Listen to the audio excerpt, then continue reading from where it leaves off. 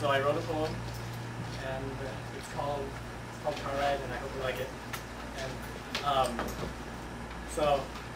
oh yeah, also I mentioned a few people that are situated around the class, and if you know who they are, you can just stare at them because they like the attention. Alright. Here goes.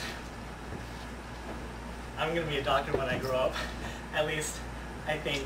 Who knows, I'm 16 years old, and a few weeks ago I was freaking out about finally being able to drive and getting out of that license test alive. And you expect me to know what I'm going to be doing for the rest of my life?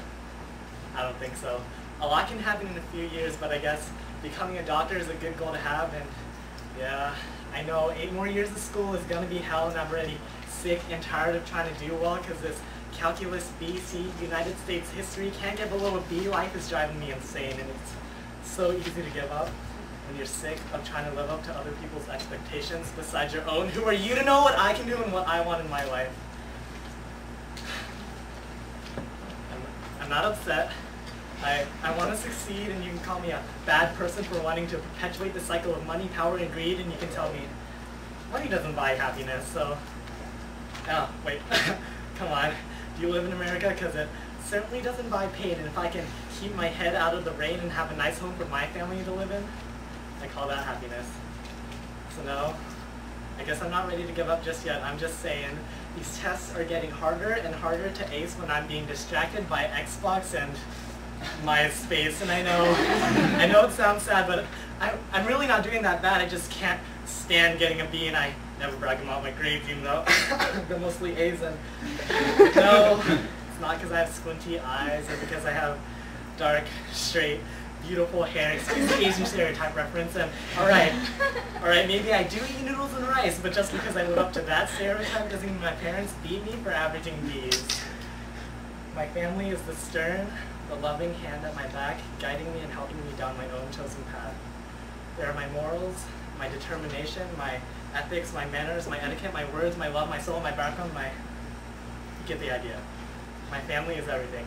My sister is the fire and passion behind my voice, and her approval is the basis through which I make my choices, and sometimes I feel like I'm following in her footsteps. To me, that's more than okay, because I'd give anything to be half the person she is one day, and yeah, she's pretty great. She's my cover when I want to stay out late. She's well-spoken and protects me from getting my heart broken, so watch out, ladies. And she made me this. His name is Franklin, and I know he doesn't have any legs, but he's pretty cute anyway, and it's just like when my sister says, he's a ladies' man for sure. And it's kind of funny because he's sort of like what my sister and I would be like without our parents. Not a ladies' man, but without the unwavering foundation of morals, ethics, and values that are instilled in us by mom and dad, we would just fall over. It takes the perfect mix of tenderness, love, and determination in order to create that type of foundation in your children, and sometimes I look at myself. I look at my sister. I look at her rebellious and neglectful behavior, and I think, I don't know how they do it, because honestly, if I were them, I would have definitely given up by now, but somehow they stick with it. They see something in us that makes them keep fighting, and I love them for it. So that's my family. And I know what you're thinking, these stunning good looks do run in the family, and I told you that my family was my moral and ethical foundation and that they are my legs, but I still need something to stand on, and that's where my friends come in. I'm not going to say that my friends are better than yours. I'm just saying, if there was ever a competition between my friends and your friends over whose friends could be better friends with me, your friends wouldn't even come close. My friends are some of the smartest, yet most immature you'll ever meet. They are the ground beneath my feet, and without them, the weight of the world would crush me. I love my friends, whether it's the kid that I can't imagine going to school without, or the girl that can't help but smile every time I look at her. My friends are always there for me. They are my much-needed break from this schoolwork, homework, work, study, work-filled life, and they keep me sane. I honestly don't know what I would do without them. My friends and I, we talk about things like, dude, what if they were like miniature elephants, and what if they scuttled around your house like up and down the stairs, and what if there were mini giraffes too, and Come on, I know you can't help but smile when you hear the words miniature elephants and scuttle in the same sentence. In the grand scheme of things, isn't that all you need? To smile and be happy? So my friends and my family are the people that make me, me. But what is me exactly? Where do I start? My name is Davis, and I challenge you to find anyone at this school with the same name as me, and I defy you to find anyone at this school that says fly as me. That was a joke, and to tell you the truth, by all definitions, I'm a total nerd, and don't be fooled by my spoken word. Just trust me, I'm not as smooth as I seem. Don't worry, I'm not one of those nerds that sits all day at his homework station. I'm a nerd through my procrastination, and sure, y'all can throw a football, but I'm the MVP at Halo 3, and I can solve a Rubik's Cube faster than you'd ever believe, and no. Sadly, I don't play badminton. and I'm not in the chess league, but you should see my chest heave and the dust I leave as I run 8 miles with my distance team. I'm shy until you get to know me. I like rainy days and Milky Ways. I like waking up early in the morning, but only when I'm not being forced to. I like talking on the phone for hours. I like brushing my teeth in the shower. I like feeling clean in the darkest jeans. I like hanging out with my friends, and I make sure that I ruin all their pictures. I like random hats and kitty cats. I like shiny cars and shooting stars. I like this girl named Tony and macaroni.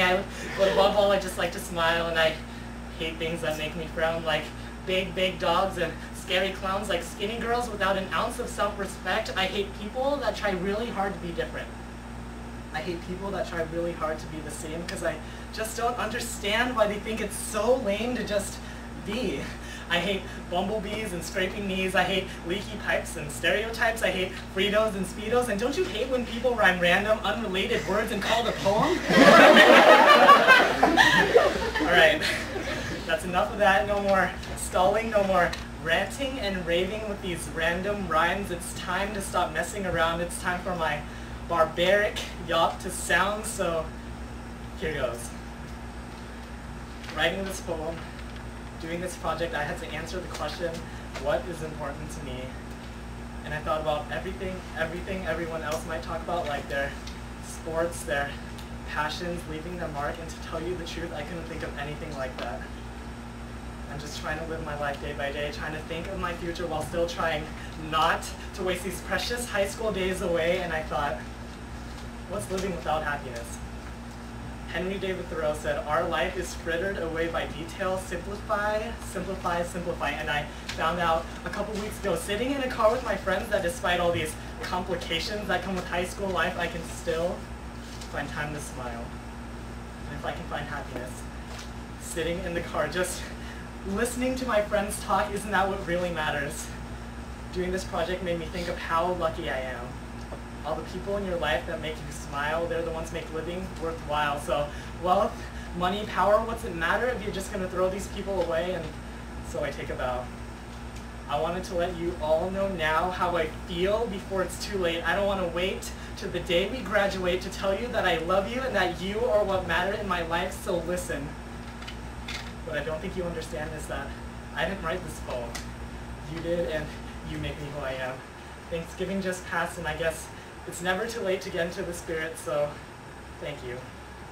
To all the people that I used to have that are now drifting away. All the people that I love that make me smile every day, because I realize that sooner than we expect we're going to be going our separate ways, so cheers these days. Tell your friends that you love them, and if you're not into that, just make sure they know, because it's the curse of life that makes us grow, and we can only hope that our friends will stay, so please, please just cherish these days. Cherish your teachers, cherish your enemies, cherish your acquaintances, cherish your family, and cherish your friends. I don't know about you, but I don't want this car ride to end.